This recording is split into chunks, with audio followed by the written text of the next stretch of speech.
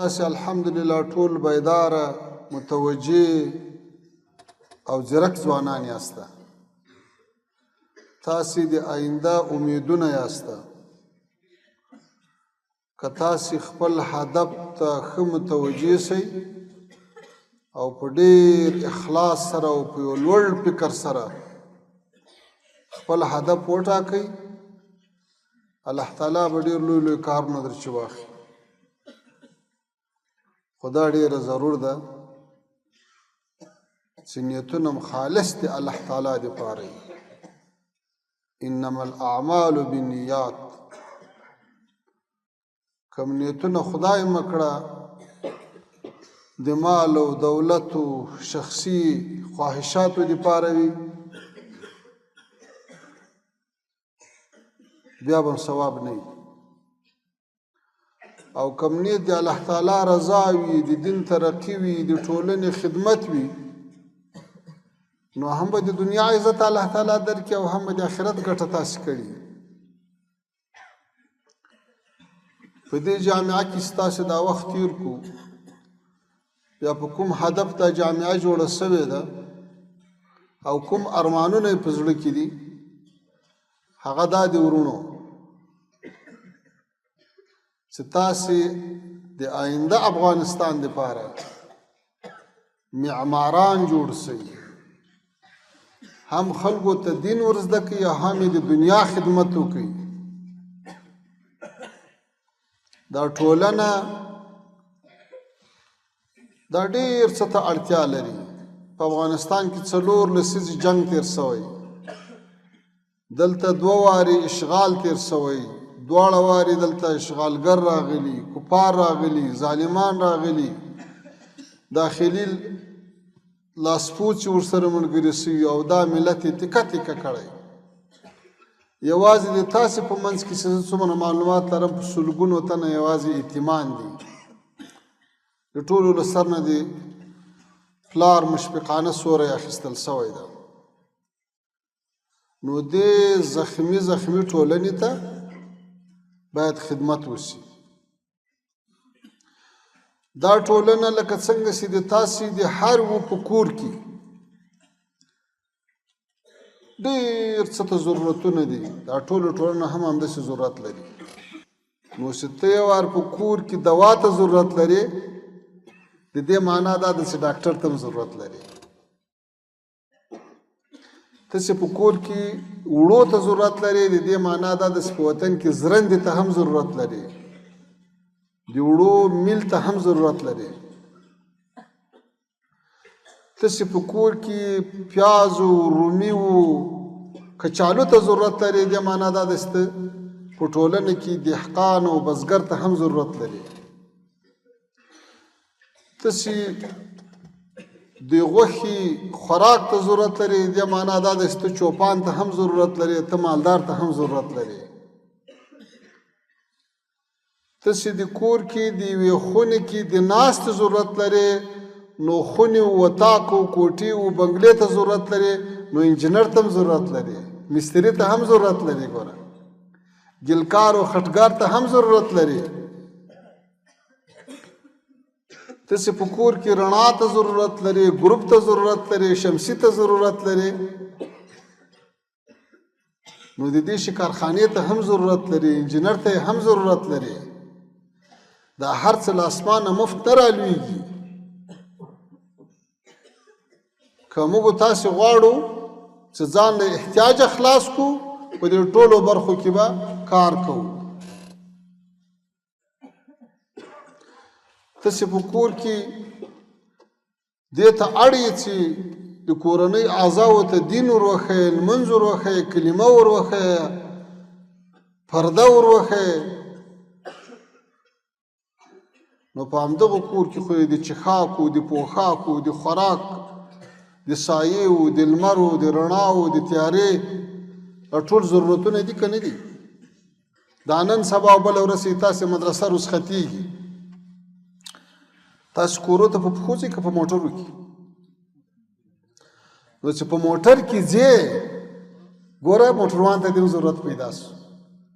موټر ته دې ضرورت پیدا شو، مستری ته دې ضرورت پیدا شو. چې څوک دا لارو سړک در پخوي هغه ته دې هم ضرورت پیدا سو دا ټول به د تا په نظر کې ګورئ دا کفارو د اشغالګر چې دلته راغلي وو چې دلته یې بمبارونه کول دا خلک یې بندیانول کورونه یې پیړنګول شفاخانې او جوماتونه او مدرسې یې پیړنګولې آیا له هوا نه یې دې ته کتل چې ته ودرېدا ملا ده دا طالب ده دا په مسجد کې ده دا د باندې ده او کیله یې ومخه مسلمانان دښمنان ګرځولي وو نو چې ته له یې ومخه دښمن بللې او په تا یې بمبار کاوه او له تا سره یې مقابله کوله نن هم ته هغه یو وجود یې ګورې طالبانو تنګ نظري ونه کوي ګورې په ټولنه کې یوازې په ځان باندې اکتفا ونه کوي ګورې یوازې ځان پر او بس ونه بولئ د ټولنې فرد پرته د عزت په سترګو وګورئ فکرونه لوړ کړئ د تنګ نظرۍ ځان راوباسئ وای هر ګلې را رنګ بوی دیګري د هر ګل رنګ و بوی سره جلا ده د دې معنا دا نه ده چې یو بل ګل دا نو نه دی ګلان د دې ټولنې سپینګیره یو ګل ده ځوان یې بل ګل ده ماشوم یې بل ګل ده انجینر یې بل ګل ده ډاکټر یې بل ګل ده عالم و ملا و طالب و مجاهد یې بل ګل ده دا ټولنه په دې ټولو ښایسته ده په دې ټولو جوړه ده ته باید دا ټول په ځان راټول کړې هیڅوک باید له تا نه مایوسه نه سي هیڅوک له تا نه خفه نه سي هیڅوک له تا نه فراري نه سي ولې فراري سي فراري باید ته راخپل کړې چې څوک تښتېدلي دي هغه باید راخپل کړې خپل ولې درنه ولاړ سي علم در سره ده پوهه در سره ده نظام در سره ده دنیا دې لیدلې ده په امورو باندې تجربه شته بیا ولې درنه ولاړ سي باید راخپل کړې نو ګورې ورونو مه چاته په دې نظر ګورئ چې د دی خو په تقوا کې کمزوری ده زه قوي یم مه چاته په دې نظر ګورئ چې زه اصل یم دی کم اصل ده مه چاته په دې نظر ګورئ چې زه کمالدار یم دی بې کماله ده ټول د الله مخلوق ده ګوره چې الله تعالی ته به څوک محبوب وي تاسې وګورئ د موږ تاسې په کورونو کې هغه ماشوم یا هغه هلک یا هغه نجلۍ چې تر ټولو ضعیفه وي ناجوړه وي کمزوري وي دماغي مشکلات لري هغه په مور و پلار تر ټولو ګرانه وي الله تعالی خو تر مور و پلار ډېر مهربانه ده ته څه خبرې چې څوک به ډېر ورته محبوب وي څوک به ډېر ورباندې ګران وي اخره خاتمه به د چا سمه وي نو نن سبا باید موږ تاسې په مدرسو کې دغه فکر خپل کړو چې د مسلمان د اسلامي ټولنې فرد هغه که هر څوک ده سپین ته به یې د پلار په نظر ګورې همزولي ته به یې د ورور په نظر ګورې کسر ته به یې د اولاد په نظر ګورې بیا نو ته یو جامع شخصیت شوې بیا نو ته خدمت هم کولی شې بیا ته له تا نه توقع هم دا کېږي چې ته به په آینده کې یو څوک یې او که ته یوازې په ځان کې ورک وي یوازې په ځان کې غرق وي نو په تا نه ورکه ده نه ودانه ده نو ورونو یو به دا فکر در سره خپل کوي چې موږ له ځانه داسې علما جوړوو چې هغه ټولې جامعې ته خدمتګاران ثابت شو که هغه د دین په برخه کې که دنیا په برخه کې داسې اعمال وکړو داسې کړنې تر سره کړو چې خلک دین ته تشویق سي د هغه ځوانانو چې د باندې یخ ته ګرمۍ ته ولاړ دي کراچۍ چلوي سوالونه کوي مزدورۍ کوي په سختو خواریو کې اخته دي هغه هم داسې انسانان دي لکه دا تاسې او ته سوري ته ناسې رڼا ته ناسې په توده ځای کې ناسې په ګرمۍ کې په یخ ځای کې ناسې دا د الله تعالی ډېر لوی نعمتونه دي د دې نعمتو باید شکر ادا شي لئن شکرتم لازیدنکم الله تعالی وایي که د شکر ادا کو درته زیات به یې کم ولئن کفرتم ان عذابي لشدید او که دې ناشکري وکړه ګوره بیا الله تعالی وایي د ما عذاب سخت ده په ډول ډول امتحانو کې به راګیرې نو دې ته باید ډېره توجه وکړي بله خبره دا ده چې تاسې ګورئ عقل لرئ پوهه لرئ هدف لرئ هغه هدف باید وټاکئ هغه هدف باید ډېر مقدس هدف وي ډېر لوړ هدف وي ډېر قوي هدف وي او له هدفه وي بلې خواته کاږه نه سي د مثال په ډول تا هدف ټاکلی ده سبا روانېږي یا کندهار ته ځې یا مزار ته ځې مثلا په موټر کې سپور یې اوس په لارې له موټره کته سوې او په نورو کارو اخته سوې دا موټر خو له تا ته ځي ګوره هغه خو تا ته نه درېږي نو ته له سفره پاتې سوې که نه سوې پاتې همداسې چې کله تا هدف ټاکلی وي چې زه به د علم هغه ټول مراحل طی کوم که په نورو شیانو مصروفه سوې په بېځایه بحثو مصروفه سوې په ټلیفونو په موبایلو په ګپو شپو غیبتو مصروفه سوې ګوره هدف تر نه پاتېږي چې له هدف نه پاته سوې بیا نیمګړی هدف ته به ډېر متوجه یاسته یو څوک چې د مدرسې او د مکتب او د پوهنتون شاګرد وي تر فراغته پورې به هدف دا وي چې زه به کوشش کوم زه به سعی کوم زه به تپ تلاش کوم زه به تکرار کوم زه به تقریر کوم زه به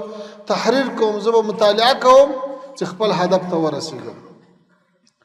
لږه بعد به بیا دا خدمت کوم یا به د ټولنې خدمتونه کوم یا به تدریس کوم یا به استاد یم یا به معلم یم یا به سیاست کوم یا به وظیفه کوم مجاهد به یم خو تر دغه وخته پورې باید ته په بل شي مصروفه نه سې اپتونه بیخي ډېر دي اوس چې موږ تاسو ته الله تعالی یوه داسې ټولنه او جامعه راکړې ده چې مشرم لرو کشرم لرو استازم لرو امیرم لرو وزیرم لرو عالم لرو ولسوالم لرو بیا په داسې یو لوی چتر کې دی نینی بیا په ذهن کې نور غلط خیالونه تاول په ډلو ټپلو پسې تلل د خپلې ټولنې غیبت او تخریب کول بېځایه انتقادونه کول دا بیا د هلاکت سبب ګرځي ګورئ وایي کله چې یو پسه یوه میږ یوه بزه له رمې نه ووځي هغه بیا د لیوه خوراک سي هغه یو شاعر وایي سود وس رسی په لوی دریاب کې ګرځه په ویالې کې د زوال وینم نهنګه ماهی چې کله په دریاب کې وي ډېر خوندي وي محفوظ وي چې کله له دریابه په یوه وړه ویالې کې ولاړ شي نو په ویالې کې خو کله اوبه وي کله نه وي چې اوبه وچ شوې دستې مړ ده نو که څوک له دې درنې ټولنې او جامعې نه په یوه بله خوا باندې منډې وهي نور فکرونه په ذهن کې ورګرځوي په ډلو ټپلو پسې ځي د امیر بې اجازې حرکات کوي د هغه مثال د هغه پسه ده او د هغه میږي ده چې له رمې نه ووځي او د لیوه خوراک سي تاسې اوس کورو ته ځئ لوی لوی لښکر یاست الحمدلله جلا جلا کلیو ته جلا جلا کورو ته جلا جلا مساجدو او بازارو ته ځئ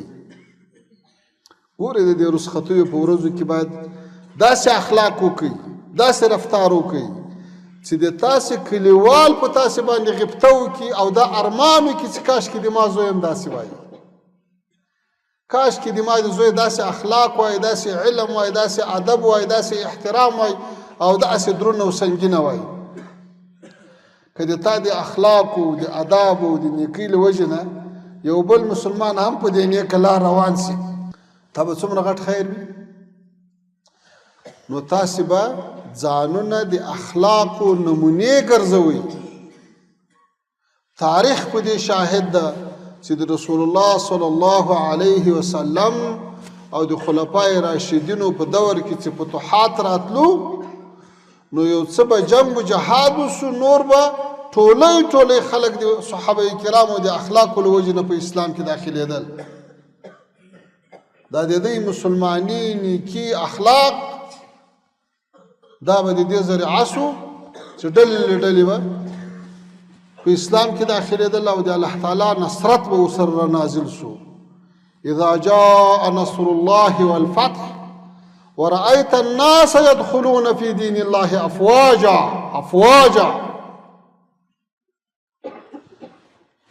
نو چې د الله نصرت راسي د هغه د تا په اعمالو باندې راځي بیا به ته وګورې چې په دین کې څومره خلک داخليږي څومره خلک د تا ملګري کېږي. نو ګورئ درنو شاګردانو دا د تاسې البدعي مجلس ده. تاسې رسختېږئ تاسې کورونو ته ځئ له ډېرو درنو اخلاقو سره ولاړ شئ چې هم د علم او د طالبۍ اخلاق در سره یوسي او هم د جامع ریاض العلوم هغه خصوصي اخلاق چې دا تیر تعلیمي کال کې علما مسؤلین شیوخ دا ټول درته رالو نصیحتونه وو پروګرامونه وو تربیتي غونډې وې درسونه وو تکرارونه وو له دې ټولو نه باید تاسې رنګ واخلئ. همدارنګه خصوصي په خپل کور کې چې کله کور ته ورسئ د مور پلار به ډېر احترام کوئ ډېر ادب به یې کوئ. هغه مور پلار ګورئ تاسې په خپله زندګۍ کې انسان په دوو برخو تقسیم ده. یو د انسان جسد ده او یو د انسان روح ده. د تاسې د روح او هغه معنوي تربیه هغه علما کوي هغه استادان کوي او هغه د جسد تربیه چې اوبو خوراک چښاک دوا ډاکټر کریې تګ راتګ ته ضرورت ده هغه مور پلار کوي. نو هم به د مور پلار د کورنۍ ډېر قدر کوي چې تاسې ظاهري تربیه یې کړې ده او هم د استاد د عالم د مدرسې دا قدر کوي چې د تاسې معنوي تربیه یې کړې ده. په دې برخو کې به تاسې ډېر زیات متوجه یاست. ورونو کله کله سړی کور ته ولاړ شي نو په کور کې یو خدمت وي یا زمینداری وي یا خټې وي یا بوټي راوړل وي یا له بازاره سودا راوړل وي یا یو بل خدمت وي د کور. نو چې ته صاحب ځوان هم یې او دا ټول کال وسام یې